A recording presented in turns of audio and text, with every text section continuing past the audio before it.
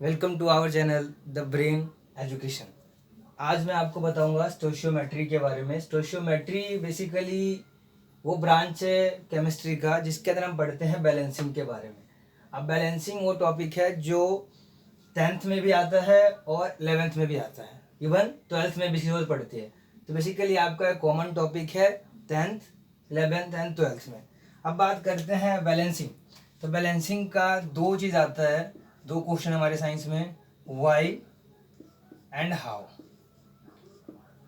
Y क्यों करते हैं हम किसी भी केमिकल इक्वेशन को बैलेंस, हाउ कैसे करते हैं किसी भी केमिकल इक्वेशन को बैलेंस। वाई वाली बात हम लोग क्लास 9th में पढ़ चुके हैं। Why we should balance chemical equation according to law of conservation of mass. द्रव्यमान संरक्षण के नियम के आधार पर हम किसी भी केमिकल रिएक्शन को बैलेंस करना जरूरी हो जाता है।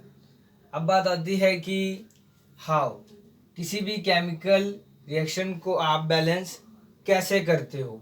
तो ये हम यहाँ देखने वाले हैं, किसी भी केमिकल रिएक्शन को हम किस तरीके से बैलेंस करते हैं।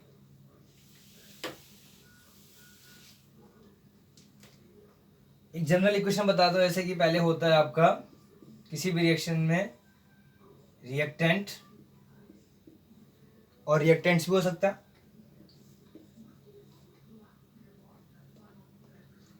बनाता क्या है, प्रोडक्ट। एरो के इस तरफ रिएक्टेंट, उस तरफ प्रोडक्ट, यानी कि LHS में आपका रिएक्टेंट होता है और RHS में आपका प्रोडक्ट होता है। अभिकारक और उत्पाद। हमें बेसिकली ये देखना है कि रिएक्टेंट में जितने भी एटम हो, इतने एलिमेंट्स हो, उतने ही सेम उनका मास प्रोडक्ट में भी होना चाहिए। तभी हमारा लॉ ऑफ कंजर्वेशन ऑफ मास का जो नियम है उसे हम पूरा कर पाएंगे। तो अब एक जनरल इक्वेशन लेकर हम उसको सॉल्व करने की कोशिश करते हैं एग्जाम्पल के साथ। चलो देखते हैं एक बार। तो सबसे पहले आपको बताता हूँ वो मेथड जो हमारे NCERT में दे रखा है। Method known as hit and trial method, ये मेथड का नाम है। इस मेथड से आप किसी भी केमिकल रिएक्शन को बैलेंस करना NCERT में 10th में सिखाते हैं। रिएक्शन देख लेते हैं एक बार कि कौन सा रिएक्शन है जिसके अंदर हम हिट एंड ट्रायल मेथड का यूज करेंगे। देखिए एग्जांपल दे देता हूँ। C3H8 रिएक्शन करता है ऑक्सीजन के साथ। जब ऑक्सीजन करता है तो बनाता क्या है, कार्बन डाइऑक्साइड और वाटर। अब देखो इसका नाम नहीं पता, अभी इसके बारे में आप पढ़ोगे चैप्टर नंबर जो 4 है 10th क्लास में ही, कार्बन इट्स कंपाउंड, वहां इसका नाम बताऊंगा। फिलहाल नाम देख लो इसका, इसका नाम है प्रोपेन। प्रोपेन नाम है, कैसे आया है वहां देखेंगे। ऑक्सीजन, कार्बन डाइऑक्साइड और ये आपका वाटर। ये तो 6-7 से देखते आ रहे। अब देखो ये इसमें बैलेंस कैसे कर, सबसे पहले आप क्या लिखोगे, सबसे पहले लिख लोगे LHS, इधर लिख लोगे आप RHS। सबसे पहला काम आपको यही करना, वही left hand side right hand side. तो जब आप यहाँ देखोगे आप एलिमेंट देख लोगे कौन कौन से हैं। कार्बन है, हाइड्रोजन है और साथ में मुझे यहाँ पे ऑक्सीजन भी दिखाई दे रहा है। सेम फॉर इधर, कार्बन है, हाइड्रोजन है, ऑक्सीजन भी है। नंबर ऑफ कार्बन देख लेते हैं यहाँ पे कितना है, तो जी मुझे 3 दिखाई दे रहा है। हाइड्रोजन कितना है, 8 है। ऑक्सीजन कितना है, 2 है। इधर देख लेते हैं 1 कार्बन, हाइड्रोजन कितना 2 और ऑक्सीजन कितना, देखो 2 यहाँ पे है और 1 यहाँ पे है, 3 हो गया। अब ये लिखने के बाद पहला स्टेप तो हमें यही करना है। फिर क्या करना है, अभी देखना हमें बैलेंस करना है, कितना नंबर इधर होना चाहिए उतने उधर होना चाहिए। अभी हमने वो लॉ भी पढ़ लिया था, रिकॉल कर लिया था। तो यहाँ 3 है, यहाँ 1 है, तो मुझे इसको 3 बनाने के लिए क्या करना पड़ेगा, 3 से मल्टीप्लाई। चलो ठीक है, तो मैंने 3 से मल्टीप्लाई कर लिया, ठीक है। चलो अब ये 3 से मल्टीप्लाई हो तो गया, यहाँ 3 कार्बन बन गया, ऑक्सीजन कितने हो गए यहाँ पे 6 हो गए। चलो जी 6 मान लेते हैं। हाइड्रोजन अपने इस तरफ कितना है, रिएक्टेंट साइड 8, इधर कितना है 2, तो यहाँ पे अगर मैं 4 लगा देता हूँ तो मेरा यहाँ पे 8 बन जाएगा।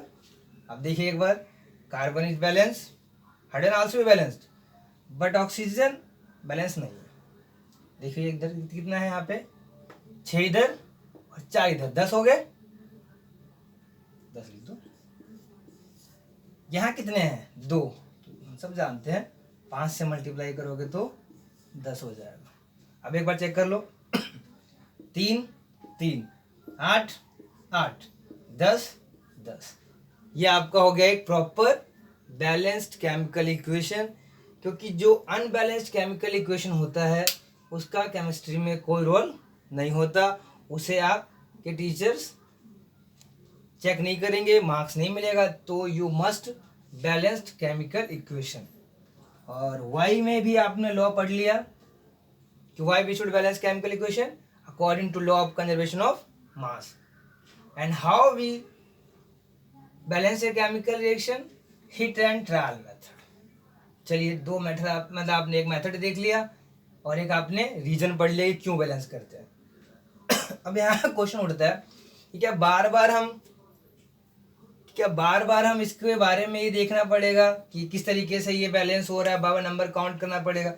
कोई और मेथड है, बताता हूँ आपको एक और मेथड के बारे में।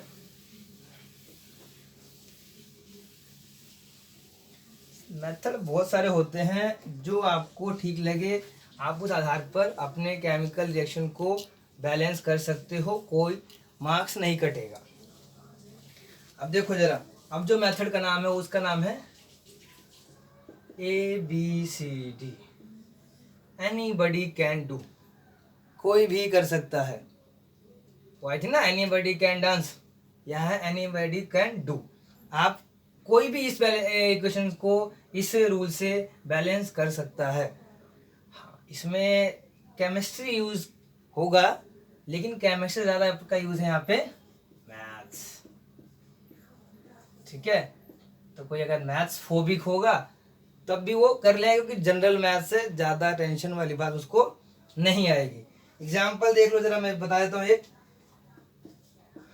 Oxidation of ammonia. सब जानते हैं अमोनिया के बारे में, फॉर्मूला ही पता होगा, NH3। ऑक्सीडेशन हो रहा था, इसका मतलब क्या पढ़ लिया था हमने फर्स्ट चैप्टर के अंदर, the add of oxygen is called oxidation. बनेगा क्या, नाइट्रोजन के ऑक्साइड और साथ में क्या देगा आपको, वाटर। देखो ये लिखा हुआ आएगा, हम सब जानते हैं ये रिएक्शन बैलेंस नहीं है, क्योंकि बैलेंस अगर होता तो हम बैलेंसिंग करते ही क्यों। तो हम इसको बैलेंस करेंगे इस मेथड के द्वारा। ध्यान से देखना, ये मेथड इजी भी है और समझ में एक बार आ गया तो आप ना हिट एंड ट्रायल मेथड को ही भूल जाओगे, क्योंकि अगर ये तो उससे अच्छा मेथड हमें कुछ देखना नहीं पड़ रहा, फटाफट निकाल दो। देखते हैं, चलो सबसे पहले आप क्या करोगे, यहाँ पे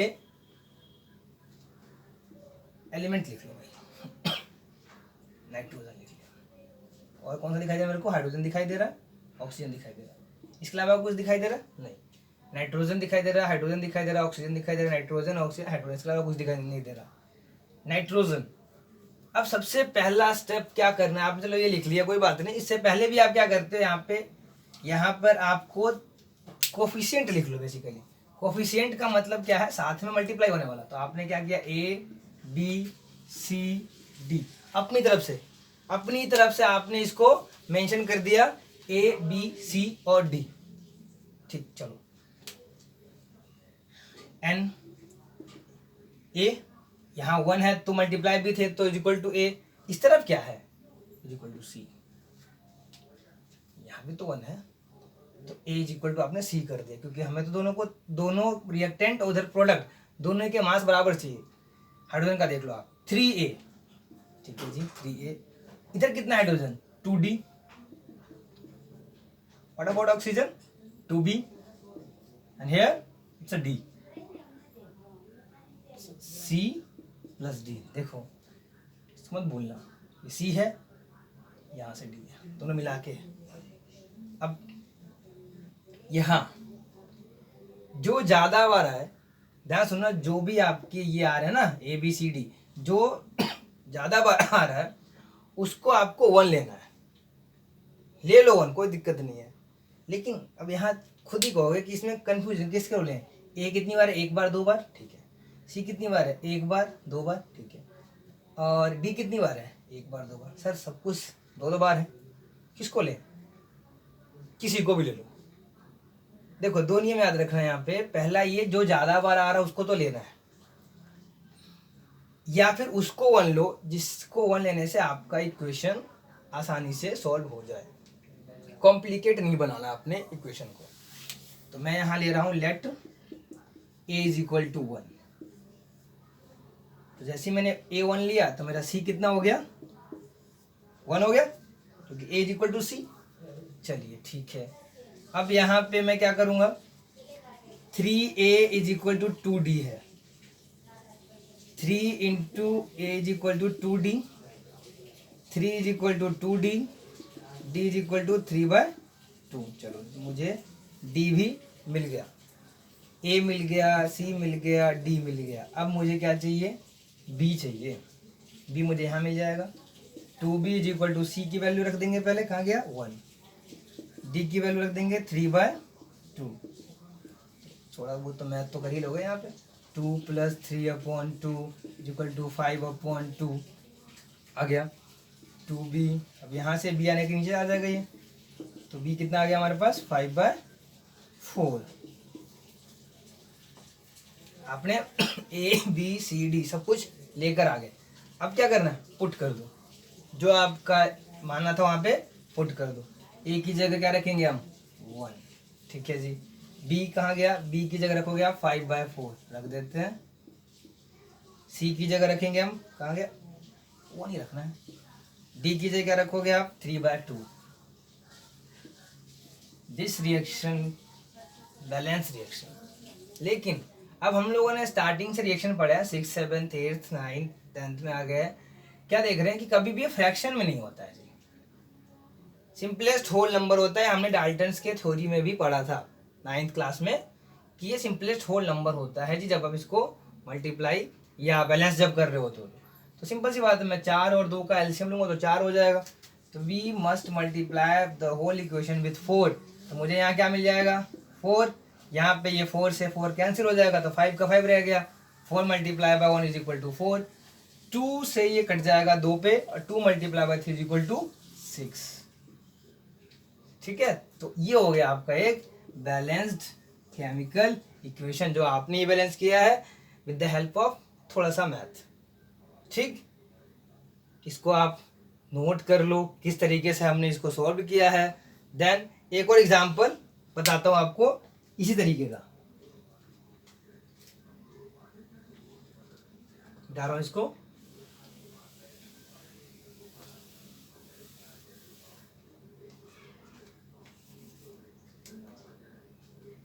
ऑक्सीडेशन ऑफ ब्यूटेन।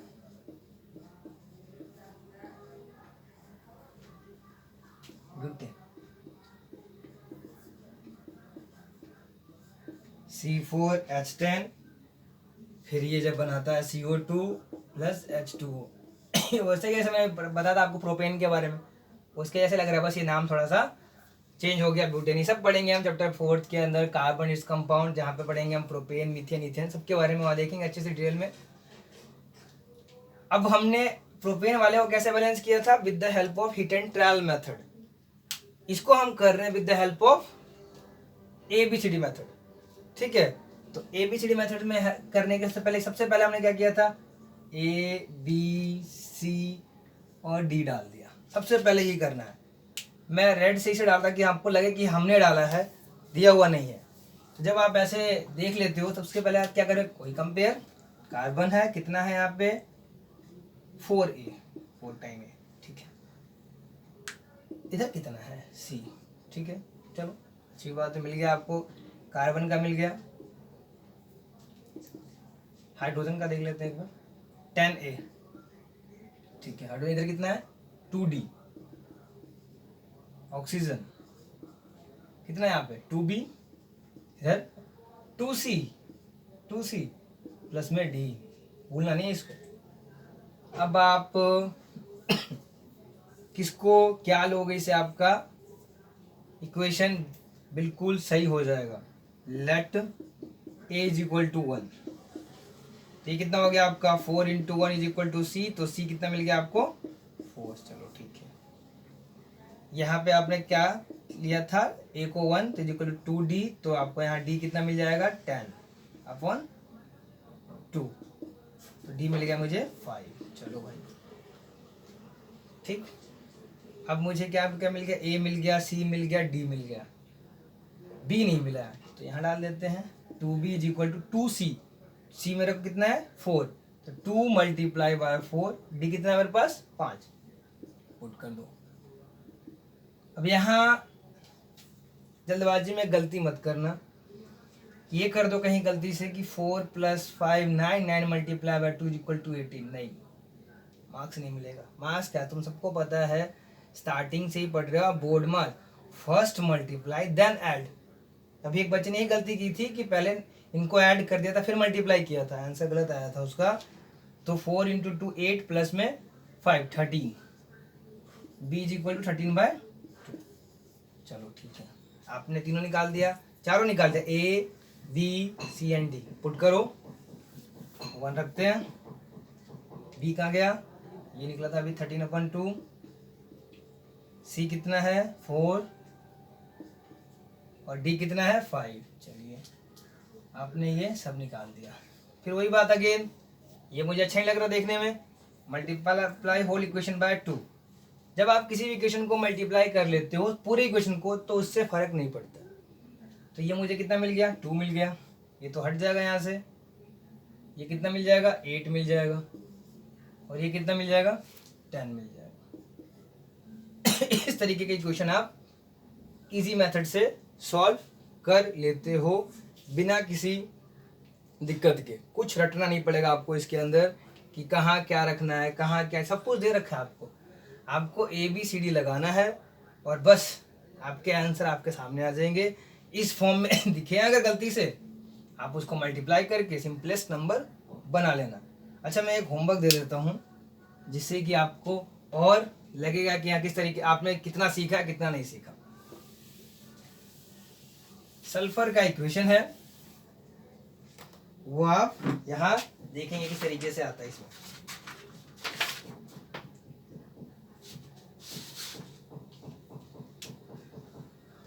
होमवर्क है आपका एक, when sulphur react with nitric acid, formula होता है HNO3। जब ये रिएक्शन करते हैं तो ये बनाता है H2SO4। अब नाइट्रोजन है ऑक्सीजन है तो गैस नाइट्रोजन साइड ही निकलेगा, साथ के साथ जब वाटर, हाइड्रोजन भी है ऑक्सीजन भी है तो वाटर तो निकलता ही है। ये रिएक्शन को आपको बैलेंस करना है। उससे पहले बता देता हूँ छोटा सा नोट में कि आपको रिएक्टेंट की तरफ मैंने हमेशा लिया है 2 दिख रहे थे, प्रोडक्ट की तरफ आपको 2 दिख रहे थे, तो आपने ABCD करके कर लिया। लेकिन कभी ऐसा हो कि प्रोडक्ट की तरफ सिर्फ 1 दिखाई दे तो आपका ABC से काम चल जाएगा। कई बार बाई चांस ऐसा हुआ कि आपको प्रोडक्ट 3 दिखाई दे, जैसे इस केस में दिखाई दे रहा है, तो आप ABCDE कर दो। जनरली ABCD इसलिए कहता हूँ क्योंकि मोस्ट ऑफ 4 तक ही हो जाता है। आप ये करें और जो भी आंसर निकले आप नीचे कमेंट में लिख के बता सकते हैं, ठीक। और please like and subscribe our channel Deep Brain Education. Bye.